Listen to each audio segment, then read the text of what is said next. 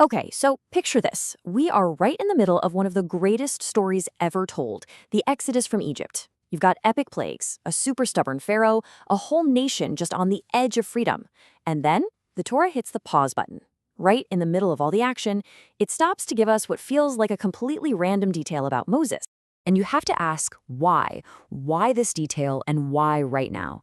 The text specifically tells us Moses was 80 years old and his brother Aaron was 83 when they went to talk to Pharaoh. I mean, is this just a little piece of historical trivia and this is the big question. Is this detail not a pause in the story at all, but actually the very engine that drives the whole thing forward? Well, according to Hasidic wisdom, this number isn't just a number, it's a code. You see, 80 isn't just how old Moses was. It represents a specific level of consciousness, a unique kind of power he had to reach to even make redemption possible. It's basically the key that unlocks everything. To really get this, we've got to talk about the mind. Because here's the thing, to break free from any state of limitation, what the Torah calls Egypt, you just can't use the same kind of thinking that keeps you trapped there in the first place. You need to shift into a whole other gear. It's a classic idea, right? You can't fix a broken system using the rules of that same system. You have to get outside of it. And Hasidic thought actually identifies two totally different types of intellect. There's one that works perfectly within the world's rules, and then there's another one that can see right beyond them. And check this out. This is where it gets really interesting. Think about it like this. Tevena is the practical mind. It's kind of like the user who knows exactly which buttons to press to get a machine to work. It's fantastic for navigating the world as it is. It's the mindset for surviving in Egypt. But Bina is the essential mind. It's the engineer who understands the deep, fundamental principles of how that machine was built in the first place.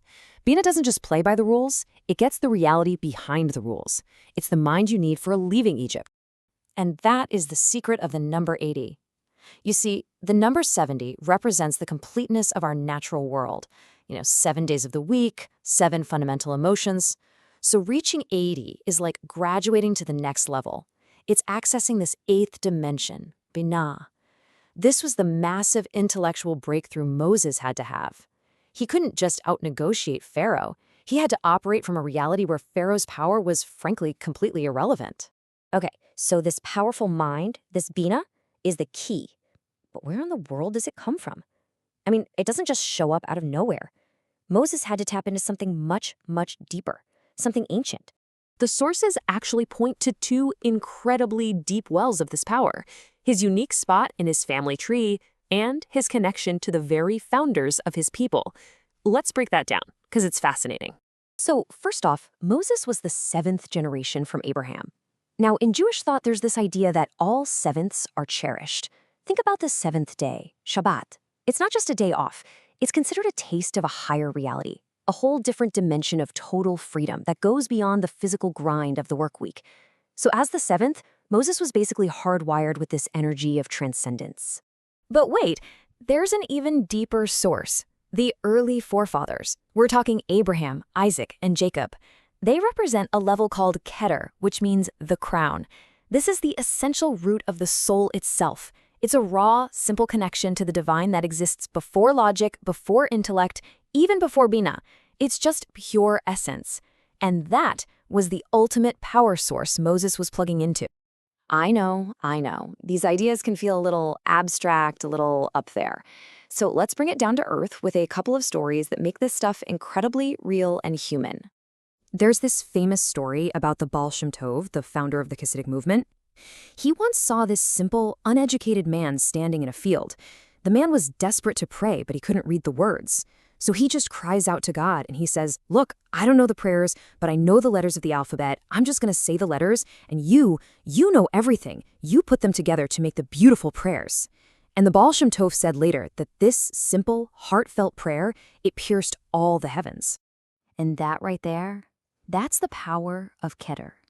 That man's prayer had zero sophisticated intellect, no fancy tavunah. It came from the raw, simple essence of his soul, that pure, unshakable connection. That's the kind of true strength that Moses had to channel.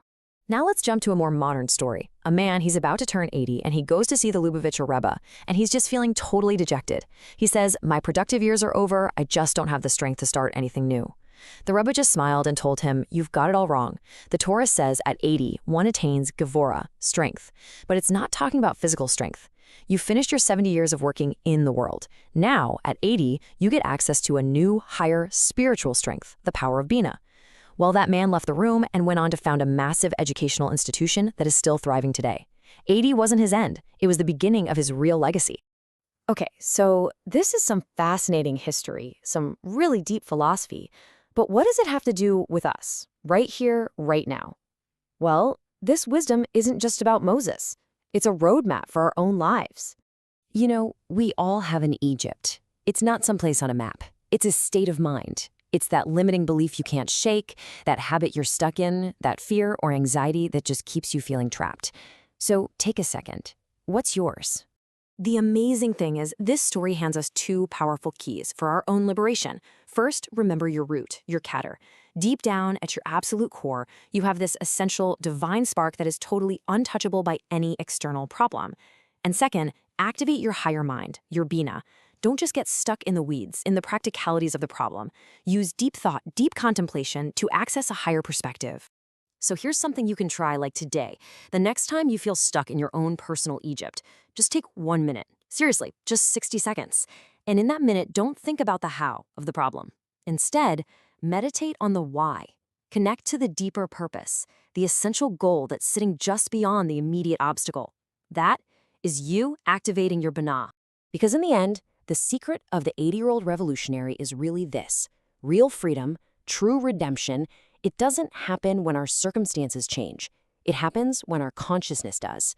It was never about getting out of Egypt. It was about getting Egypt out of you. And that is a power that every single one of us can access right now.